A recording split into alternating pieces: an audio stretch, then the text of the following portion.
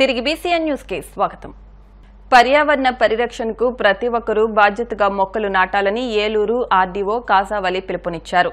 రాష్ట్ర ప్రభుత్వం పిలుపు మేరకు ఏలూరు జిల్లాలో 1,00,000 మొక్కలు నాటాలనే లక్ష్యంతో భీమడోల్లో చేపట్టిన వన మహోత్సవం కార్యక్రమంలో ఏలూరు ఆర్డీఓ కాజావలి, టీడీపీ ఏలూరు జిల్లా అధ్యక్షులు గన్ని వీరాంజనేయులు, స్థానిక ప్రజాప్రతినిధులు, అధికారులతో కలిసి సీహెచ్సీ మండల పరిషత్ కార్యాలయం, తహసీల్దార్ కార్యాలయం వద్ద మొక్కలు నాటారు. ఈ సందర్భంగా మొక్కల పరిరక్షణకు అధికారులు కంకణబద్దులై ఉండాలని, కార్యాలయ సిబ్బందికి ప్రతి ఒక్కరికి ఒక్కో మొక్కను దత్తత ఇవ్వాలని ఆర్డీఓ సూచించారు. రాష్ట్ర ప్రభుత్వం ఎంతో ప్రతిష్టాత్మకంగా చేపట్టినటువంటి ఈ వన మహోత్సవంలో భాగంగా రాష్ట్ర వ్యాప్తంగా అన్ని జిల్లాల్లోనూ, మరి ముఖ్యంగా మన యొక్క జిల్లాలో గౌరవ జిల్లా కలెక్టర్ గారి ఆదేశాల మేరకు సుమారు 1,00,000 మొక్కల్ని నాటేటటువంటి కార్యక్రమం ఈరోజు చేపట్టడం జరిగింది. దానిలో భాగంగానే మన యొక్క భీమడోలు మండలంలో ఈరోజు సామాజిక ఆరోగ్య కేంద్రం భీమడోలులో ఈరోజు మనము ఈ యొక్క మొక్కలు నాటేటటువంటి కార్యక్రమాన్ని ఏర్పాటు చేసి, దీనికి సంబంధించి కేవలము మొక్కలు నాటి వదిలేయడమే కాకుండా వాటిని సంరక్షించేటటువంటి బాధ్యత కూడా ఈ యొక్క సామాజిక కేంద్రంలో పనిచేస్తున్నటువంటి ప్రతి ఎంప్లాయీ తప్పనిసరిగా ఒక్కొక్క మొక్కను అడాప్ట్ చేసుకొని వాటిని సంరక్షించేటటువంటి బాధ్యత తీసుకోవాలని తెలియజేయడం జరిగింది. కేవలం ఇక్కడే కాదు, ఈరోజు జిల్లా వ్యాప్తంగా అన్ని గవర్నమెంట్ ఇన్స్టిట్యూషన్స్లోనూ అదేవిధంగా ప్రైవేట్ ఇన్స్టిట్యూషన్స్లో కూడా మేము ఈ యొక్క మొక్కలు నాటేటటువంటి కార్యక్రమాన్ని చేపట్టవలసిందిగా అన్ని సంస్థల వారిని ఆల్రెడీ కోరి ఉన్నాము. కాబట్టి మన యొక్క జిల్లాలో 1,00,000 మొక్కల యొక్క టార్గెట్ ఇచ్చారు. మన భీమడోలు మండలానికి వచ్చేసి 2,600 మొక్కలు ఇవ్వడం జరిగింది. 2,600 మొక్కల్ని నాటడమే కాకుండా వాటిని సంరక్షించేటటువంటి బాధ్యతను కూడా మనందరం తీసుకోవాలి.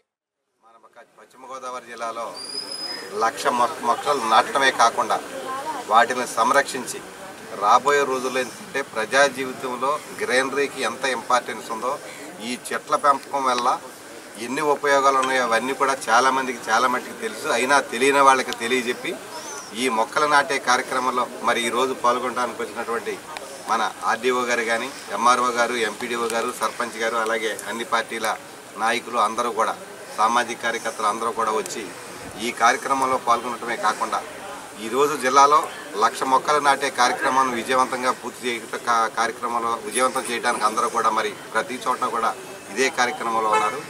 మొక్క నాటడం కాదు ముఖ్యం, దాన్ని కాపాడటం ముఖ్యం. ఈవేళ మనం వన మహోత్సవం అని చెప్పి ఇక్కడ మొక్కేసేసి మళ్ళీ రేపొద్దున మన పని మనం చేసుకుంటుంటే దానివల్ల ఎట్టి పరిస్థితుల్లో కూడా ఉపయోగం ఉండదు.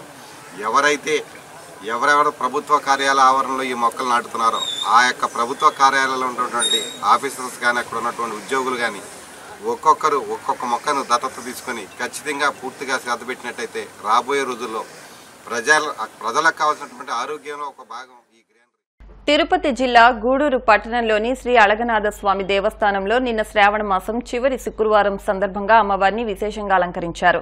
పల్లకీపై కొలువు తీరిన అమ్మవారికి మంగళ వాయిద్యాలతో పల్లకీ సేవ మరియు ఉంజాల్ సేవ కార్యక్రమాలు వైభవంగా నిర్వహించారు. భక్తులు ప్రత్యేక పూజా కార్యక్రమాల్లో పాల్గొని తీర్థ ప్రసాదాలు స్వీకరించారు.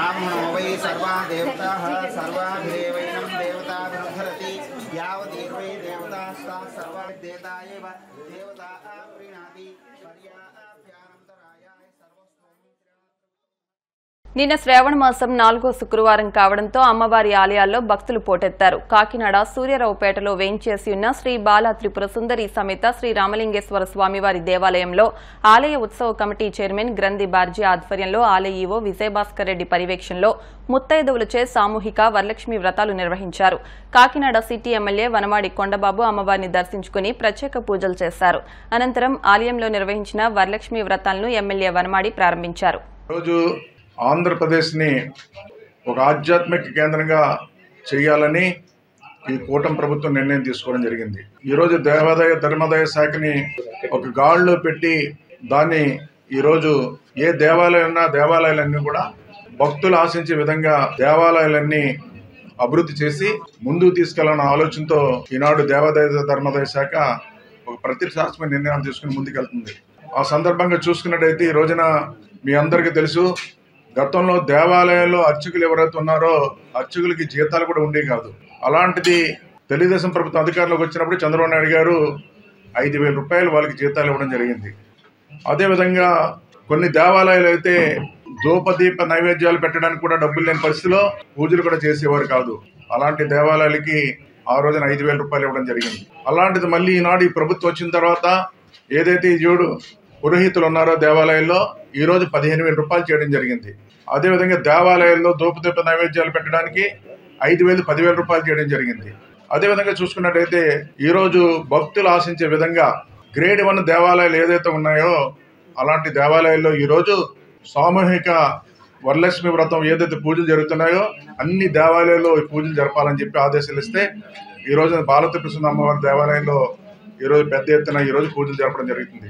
అదే కాకుండా గ్రేడ్ 1 దేవాలయాలు ఏదైతే ఉన్నాయో ఆ దేవాలయాలన్నిటి కూడా ఈ రాష్ట్ర వ్యాప్తంగా ఈరోజు ఈ పూజలు జరుపుకోవడం జరుగుతుంది. ఈ పూజలు జరుగుతున్నప్పుడు ప్రజలందరూ కూడా అక్కచెల్లెలందరూ కూడా ఈ పూజలో పాల్గొనాలని పెద్ద ఎత్తున ఆశిస్తూ ఉంటారు. కానీ దేవాలయంలో కొంతమందికి అవకాశం దొరుకుతుంది, కొంతమందికి దొరకనప్పుడు కూడా అవకాశం మీకు కూడా ఎవరైతే ఈ పూజలు చేస్తున్నారో పూజలు చేసిన వాళ్ళకే కాకుండా ఎవరైతే అవకాశం దొరకలేదో వాళ్ళు కూడా అమ్మవారి దయ ఉంటుంది. అంతా మంచి జరగాలని కోరుకుంటూ రాబోయే కాలం భవిష్యత్తులో ఈ కూటమి ప్రభుత్వంకి అమ్మవారి దయ అందరి దేవుళ్ళ దయ ఉంది. ఆ దయతో ఈరోజు కూటమి ప్రభుత్వం భక్తులు ఆశించే విధంగా దేవాలయాలు ధర్మాదాయ శాఖలను అభివృద్ధి చేసుకుని ఈ రాష్ట్రంలో దేవాదాయ ధర్మాదాయ శాఖ ద్వారా ఆధ్యాత్మిక ఆంధ్రప్రదేశ్గా తీర్చిదిద్దబోతున్నామని మీ ద్వారా తెలియజేస్తున్నాం. తిరుమలలో భక్తుల రద్దీ కొనసాగుతోంది. స్వామివారి దర్శనం కోసం 17 కంపార్ట్మెంట్లో భక్తులు వేచి ఉన్నారు. శ్రీవారి సర్వదర్శనానికి 12 గంటల సమయం పట్టనుంది. నిన్న శ్రీవారిని 65,080 మంది భక్తులు దర్శించుకోగా 27,394 మంది భక్తులు తలనీలాలు సమర్పించారు. నిన్న శ్రీవారి హుండీ ఆదాయం 3.80 కోట్లు వచ్చినట్లు టీటీడీ అధికారులు తెలిపారు. ప్రపంచంలోనే అతిపెద్ద విమానం హైదరాబాద్ శంషాబాద్ ఎయిర్పోర్టుకు చేరుకుంది. కార్గో రవాణా చేసేందుకు దీన్ని ఉపయోగిస్తారు. తిమింగలం ఆకారంలో ఉన్న ఈ భారీ విమానాన్ని వేల్ ఆఫ్ ది స్కై అని కూడా పిలుస్తారు. ఈ విమానం క్యాబిన్ సాధారణ విమానం కంటే దాదాపు 4 రెట్లు ఎక్కువ ఉంటుంది. వార్తలు ముగించే ముందు ముఖ్యాంశాలు మరొకసారి. శేషాచలం అడవిలో అడుగు పెడితే అదే ఆఖరి రోజు. దొంగలకు CM Chandrababu strong warning.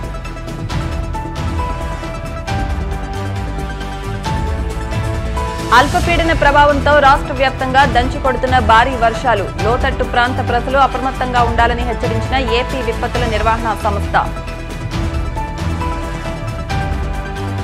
గోవిందనామ స్మరణతో మారుమోగిన Konaseema Tirumala. Vadapalli Venkanna దర్శనానికి పోటెత్తిన భక్తజనం.